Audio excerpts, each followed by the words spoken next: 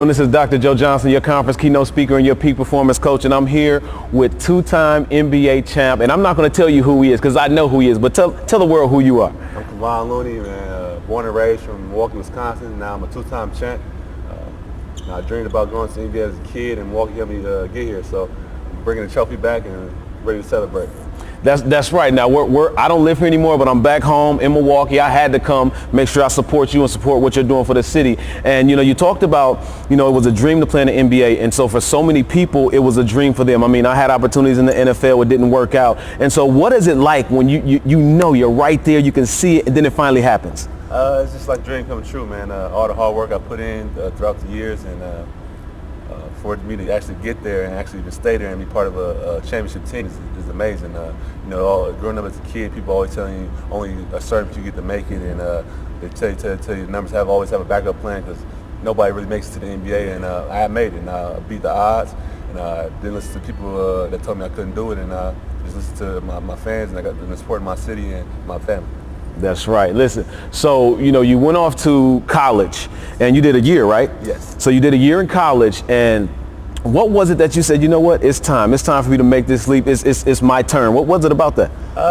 Going to college, I was highly touted, and I feel like I had a pretty good year, and it was talked about me going in the first round, and that was my dream, was right there in front of me, and I feel like I had to go take it, and the opportunity presented itself. I talked to my family, and I want to be one of the first person to do one and done for the city of Milwaukee, and I was able to do that, and I took advantage of the time. When I used to watch you when you were younger, because I don't know if you know Lou Chaplin, that's my boy. We played in high school at Bayview, but when he would I was living out of town, and he would tell us about some of the players here, and I remember watching you, and then I remember when you went to the NBA and you got hurt, correct? Yes. So there's so many people that they get hurt or something happens. What was going through your mind when you got hurt? You finally make it there, but you got hurt. What was going through your mind? It was kind of a letdown.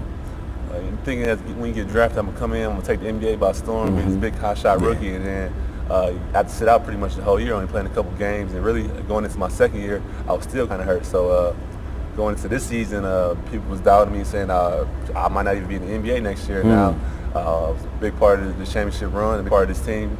So it was a tough time for me my first couple of years, and I just listened to my family. I knew they told me to keep my spirits high. My mom and dad kept praying for me, and it really paid off for me. And I kept confidence in myself, and look where I'm at now. That's right. That's right. What I love about when I watch you and I watch Golden State is, I was known as a defensive guy from Milwaukee. I used to lock folks up, no lie. I might have locked you up, even though you're 6. But I think about the mentality of a defender. Yes. And I just look at a picture and you were holding LeBron, right? They say LeBron is the best. I got Kobe and Jordan, but I love LeBron. But, what is it like? What type of mentality do you have to say, you know what, I'm going to pick up anybody and I need to have this lockdown defense? It takes a certain mindset. Defense is a will thing. You got to want to have to do that. It's a hard work. It's not all flashy. You don't get all the credit and accolades for just playing defense. So me being one of those guys, I earned a role playing defense on that team, and had to guard a lot of players throughout the playoffs, from Marcus Aldridge, James Harden, Anthony Davis, and end it all with LeBron. I really had confidence in myself, and I knew that I got great defenders in my team that really got me to this point. So I just wanted to go out there and show what I'm capable of and earn the respect of my peers. So who would you say is the toughest that you had to guard? Either first in practice, who's the toughest person you have to guard? KD by far. KD is the hardest person I had to guard in the NBA to this day. I remember the first time coming off an injury. It was a pickup game in the summer, and he was there. He just signed. He was there. We played 4-on-4, and he killed me. I can't let this keep happening. So that's what made me get better on defense. Got it. Yeah, but in the NBA, from a big man standpoint, the hardest person for me to guard is probably Marcus Aldridge in the playoffs. He's real tough. He's real big, and he's real skilled. Got a lot of touch. And from the guard standpoint, I'd probably say James Harden. He's tough out there on the island. And Westbrook, he gave me some buckets that I wasn't proud about, but them was a few guys. You been dunked on yet? I did. I know. I just want to see if you was gonna let me. We ain't gonna talk about it. Somebody got me, man. Okay, got you. So, I have one more basketball question because I want to ask you a few other things. You're a basketball player, but I know you're more than a basketball player. But the last question, and I'm pretty sure a lot of people want to know, Who's a better shooter, Clay or Curry? Like, who's a better shooter? Really, you're around them every day. Every day.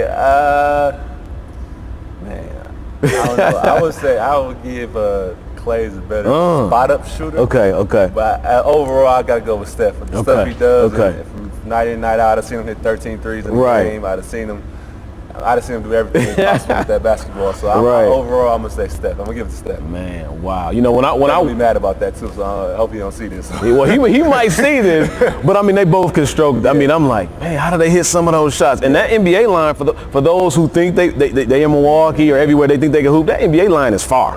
It's far. So if you can shoot, knock that down, you wet. We say in Milwaukee, you wet, right? But so, you know, I want to talk to you a little bit about you as a man, because like I said, I had opportunities. I played college, went off, had a couple opportunities possibly with the NFL, and then it didn't work. And I see so many athletes, when they're done playing, they have no idea what they're going to do in their lives. So outside of basketball, what do you think you would want to share to people about you that they might not know? I always talk about how much I care for my city and the community.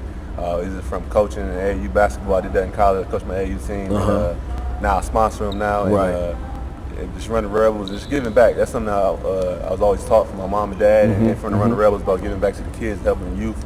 And that's something I want to be big in the community. If it's from coaching, it's from tutoring, or from anything, I always try to give back, and that's something I'm big on. So, you know, one of the things that I remember hearing from this high schooler, he told me, he said, Mr. Johnson, I love what a lot of people do in my community, but a lot of them are broke. And I was like, oh, and I didn't necessarily believe that 100%, but I got it, because there's a lot of people who do great work in the community, and they may be struggling a little bit. And once again, you know, my struggle compared to somebody else's struggle may be different, but what are some ways that you can begin to think about outside of basketball that you're going to create money to help you with the work that you do with the community? Me being an NBA player, I get to talk and rub hands with a lot of different guys and network. So I always try to talk talk about Milwaukee, all the talent that's here, and all the potential that we have here. So people come and just speak to the kids and try to see the talent here, so they can give jobs back and stuff like that. You know, as a kid, you don't get to see a lot going on. You don't know about the people that's really getting the money behind the doors and really making the moves. So me being now growing up, I'm seeing how it really works and the opportunities that really present themselves. If you guys really work hard and just ask. A lot of guys are scared to ask questions and to really talk to people, because they think, he's not going to talk to me. He doesn't like me. So just talking to people and different things. I just want to let kids know that if you don't ask, you don't try hard, you don't speak to different type of people that are not just your own, things won't happen. Man, you just hit it on the money, because I know when I went to Atlanta for the first time from Milwaukee, my senior high school, I was like, these are black people, right? Black professionals, because you know in Milwaukee we have them, but you know it's not as, you don't get to see them like you see in Atlanta. So you know, you said asking questions and just speaking to anybody. Where did that come from? Because some people don't, they're scared. They're like, if you're not black, I'm not talking to you. Or if you don't come from where I come from, I'm from the hood. Where did that come from that you said, you know what, I'm gonna speak to anybody? I actually had to learn that. I was the same way going to college. Like, man, these people don't look like me. I don't know about this. But my mom always was big on just talking and articulating words and making friends and just being yourself and speaking with confidence. And you know, she'll talk to anybody in any room, and she's light up the room type of person. And I really learned from her, watching her intermingle at the Oracle Arena with all the people. Bring your mama, I love her. I try to take it after her and start talking to people and asking questions and try to learn from everybody. So you've been talking about your parents. You mentioned your mother, your father. I see you on pictures of both of them, which is great. And you know, this is a hard question for some. And the question is, was there anything that you were taught growing up by your parents that you no longer believe now? That I no longer believe. My mom was probably big on like she's real.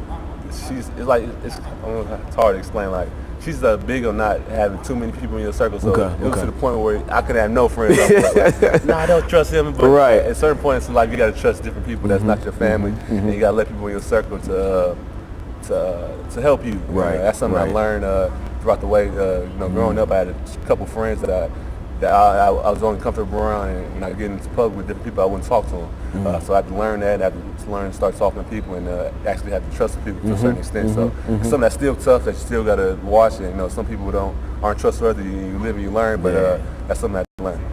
Man, I think it's, I think about when, just think about the NBA, during midseason sometimes they make trades, right? So I think about when you're building your team of successful people around you, sometimes they may be with you for a year or two, and then it's like, you know what?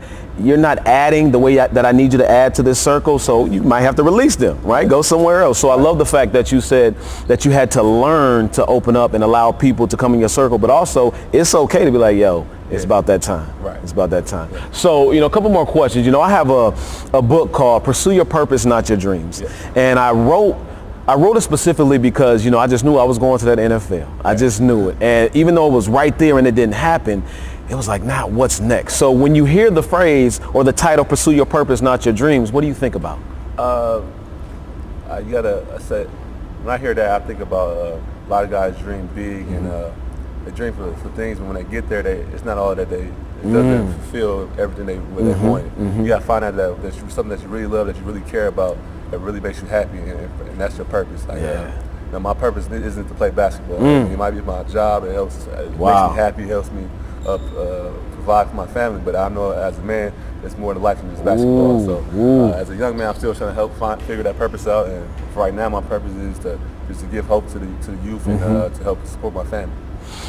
I got the shivers, and I'm not lying, because so many athletes are like, I'm meant to play sports, I'm meant to, and you might be one of the first individuals that said, that's my job, but that's not necessarily my purpose, right? And so I love the fact that you said that. So, I can see you doing so much. I know you're going to do so much for the city. What I want you to do, if you can, share about 1 to 3 things for young people or even adults that you think are some gems that you can help them to become successful in whatever it is that they want to do. We always talk about, hard work is a thing that's sometimes cliche, but it really takes a lot of hard work. It's just not the waking up and doing what is expected, the 9 to 5, or it's always extra stuff. I always talk about in practice. We only practice for an hour or 30 minutes a day as a team. Or 30? Yeah, sometimes. Really? Just 30 minutes a day as a team. And the rest of the day, the coaches expect you to do it on your own. So I got to be there at 9 o'clock. I got to stay late. I got to take care of my body. Right. And if I don't, somebody else is just going to, they don't care. They'll replace you. So that's the one thing I learned as a professional that I had to learn. I'm thinking, I should go to practice from 8 to 12, from 9 to 11, and I'm done. Right. But I see Steph and KD there early and late. It makes me learn that what real work ethic means. Wow. So that's something I want to tell people about. Just taking care of yourself and your body is something I learned as an athlete that everybody could use in Absolutely. life. As a kid, I'm eating junk food every day. And I'm thinking I'm on McDonald's before the game. Right. I got to the NBA, and I think that was a big part of me getting hurt. I had to learn how to take care of my body and take care of myself. And another big thing is, as I learned, is taking care of yourself. I know I got a lot of people around me, and a lot of people ask me for things, but if you're not all right and you're not happy with yourself, that's right. You can't make other people happy. So always take care of yourself, love yourself, and just take care of yourself first. Put yourself first sometimes. Hey, listen, some people think that's selfish to put yourself first sometimes. Yeah. But listen, if you're not right, like you said, you can't take care of nobody else. Right. You can't take care of nobody else. Listen, I don't want to keep this brother too long because there's so much more I want to ask him. But one, I just want to thank you for allowing me. Well, let's do one-on-one real quick. But I really appreciate you, man. We're both from Milwaukee. I speak for a living, so I get to travel around the country, but I'm paying attention. I love the fact that you made it and you're coming back to do so much work for Milwaukee, man. Where can they find you? On social media? Social media, you can find me on Instagram and Instagram at Flight5, FLYGHT5, and then on Twitter is Loon_Rebel5. There, look, he's staying true. You see, we got the running rebels behind us. He's always rebel life, all that. But listen, I love the fact that you come here, man. I can't wait to hear what you're going to say today when they fill this gym up. And we're going to have a great time today. But once again, my name is Dr. Joe Johnson, your conference keynote speaker and peak performance coach.